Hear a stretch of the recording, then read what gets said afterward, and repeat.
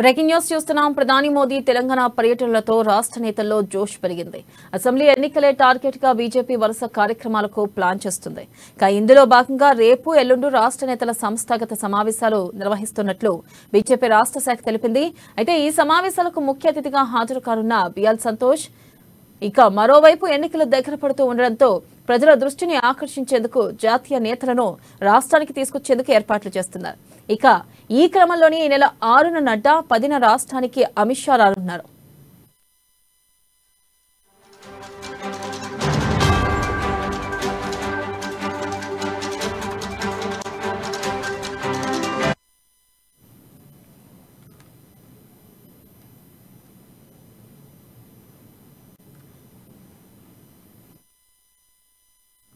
Breaking news చూస్తున్నాం. ప్రధాని మోదీ తెలంగాణ పర్యటనలతో రాష్ట్ర నేతల్లో జోష్ పెరిగింది. అసెంబ్లీ ఎన్నికలే టార్గెట్ గా బీజేపీ వరుస కార్యక్రమాలకు ప్లాన్ చేస్తుంది. ఇందులో భాగంగా రేపు ఎల్లుండి రాష్ట్ర నేతల సంస్థాగత సమావేశాలు నిర్వహిస్తున్నట్టు తెలిపింది.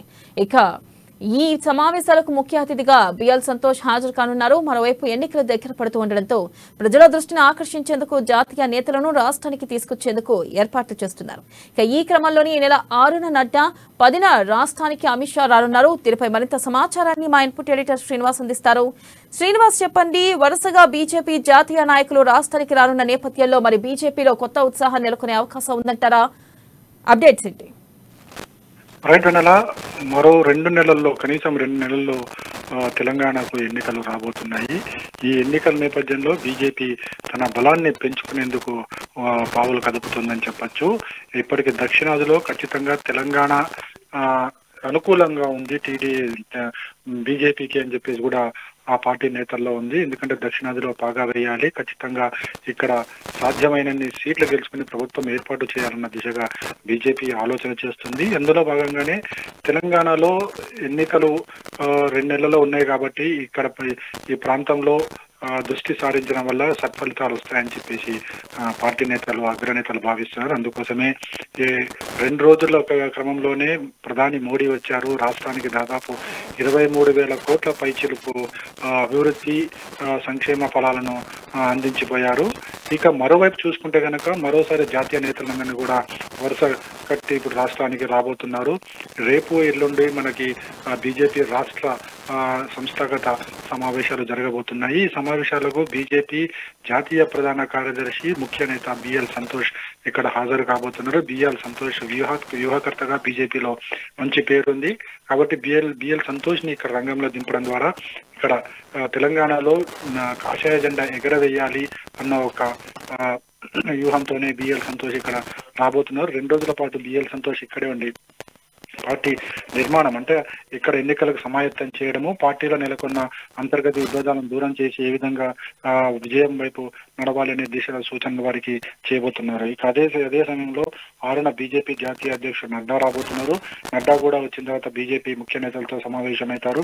ఆ తర్వాత బహిరంగ సభలకు కూడా ప్లాన్ చేసుకుంటున్నారు. ఎందుకంటే ఈ ఎన్నికల వేళ ఇదే అదనైన సమయం, ఇప్పుడే గట్టిగా కొట్టాలి, కొడితేనే నెక్స్ట్ ఎన్నికల్లో జెండా ఎగరవేయొచ్చు అన్న ఒక ధీమాతోని బీజేపీ నేతలు ఉన్నారు. కాబట్టి 6న జాతీయ అధ్యక్షుడు నడ్డా రాబోతున్నారు. 10న కేంద్ర హోంమంత్రి అమిత్ షా కూడా రాబోతున్నారు. ఇక్కడ కూడా సమావేశాలు, సభలో ఉండబోతున్నాయి. మొత్తానికి చూసుకుంటే కనుక 2 రోజుల ప్రధాని పర్యటన, ఇప్పుడు జాతీయ అధ్యక్షుడు నడ్డా, అదేవిధంగా 10న అమిత్ షా రాక, ఇప్పుడు రేపు ఎల్లుండి బిఎల్ సంతోష్ బీజేపీ నేతను ఉత్తేజపరిచే కార్యక్రమాలు, ఇవన్నీ చూసుకుంటే కనుక బీజేపీ ఏదైతే గత కొద్ది రోజులుగా కూడా బీజేపీకి సంబంధించి పార్టీ కార్యకర్తల్లో ఆత్మస్థైర్యం దెబ్బతినిందని చెప్పొచ్చు. ఎందుకంటే ఎప్పుడైతే బండి సంజయ్ ని పార్టీ అధ్యక్షుడి నుంచి తప్పించిన తర్వాత పార్టీలో జోష్ తగ్గిందని మాత్రం విశ్లేషకులు చెప్తున్నారు. పార్టీ నేతల్లోనే స్వయంగా బీజేపీ అధిష్టానం చెప్పిన నేపథ్యంలో ఇప్పుడు బీజేపీ కార్యకర్తలు, నేతల్లో విశ్వాసం నింపాలి, అదేవిధంగా ప్రజలకు ఒక ధీమా కలుగజేయాలి, రాబోయేది బీజేపీని అని ఒక ధీమా కలుగజేయాలనుకునే కనుక తెలంగాణ మీద దృష్టి పెట్టాలని ఒక ఉద్దేశంతోనే బీజేపీ పూర్తి స్థాయిలో కాన్సన్ట్రేట్ చేసింది. అందుకే జాతీయ నేతలు వస్తున్నారు. అదేవిధంగా మరోసారి ప్రధాని పర్యటన కూడా ఎన్నికల ముందు వరుస పర్యటన ఉండబోతున్నాయని చెప్పేసి చెప్తున్నారు. అదేవిధంగా అమిత్ షా పర్యటన అమిత్ షా పర్యటన కూడా మరో 4-5 సార్లు ఉండబోచ్చు ఎన్నికల లోపు అని చెప్పేసి కూడా చెప్తున్నారు. అదేవిధంగా బీజేపీకి సంబంధించిన ముఖ్యమంత్రులు కూడా ఎన్నికల సమయంలో అందరినీ కూడా ఇక్కడ రంగంలో దింపి ప్రచారానికి వాడుకోవాలని చెప్పేసి కూడా బీజేపీ భావిస్తుంది. ఇట్లా మొత్తం చూసుకుంటే కనుక తెలంగాణ దక్షిణాదిలో తెలంగాణలో పాగా వేసేందుకు అనుకూలమైన వాతావరణము ఒక తెలంగాణలో ఉంది కాబట్టి అందుకు అనుగుణంగా కూడా బీజేపీ పాల్గొంటుంది. అందుకోసమే జాతీయ నేతలు ముఖ్యమంత్రులను అందరినీ కూడా ఈ 2 నెలల్లో రంగంలో దింపి బీజేపీ తన బలాన్ని పెంచుకోవడంతో పాటుగా ప్రభుత్వం ఏర్పాటు చేసేందుకు ఎన్ని సీట్లు గెలవాలో అన్ని సీట్లు గెలుపొందే దిశగా పావులు కలుపుతుందని చెప్పొచ్చు. వెన్నెల అయితే శ్రీనివాస్, 6న నడ్డా 10న అమిత్ షా పర్యటన నేపథ్యంలో ప్రజాకర్షక హామీలను ప్రకటించే అవకాశం ఉందంటారు. ఇప్పటికైతే హామీలకు సంబంధించి ఇంకా బీజేపీ క్షేత్రస్థాయిలో ప్రజల నుంచి అన్ని తీసుకుంటుంది మేనిఫెస్టో రూపొందించడానికి. సో ఈ మేనిఫెస్టో రూపొందించే క్రమంలోనే ఇవన్నీ కూడా సమావేశాలు ఉండబోతున్నాయని చెప్పొచ్చు. ఇప్పటికే ప్రధాని వచ్చి దాదాపు 23,000 కోట్ల రూపాయల విలువైన అభివృద్ధి కార్యక్రమాలకి శంకుస్థాపన చేయడం కావచ్చు, లేకుంటే రైల్వే ప్రాజెక్టును జాతికి అంకితం చేయడం కావచ్చు, ఇవన్నీ కూడా చేశారు.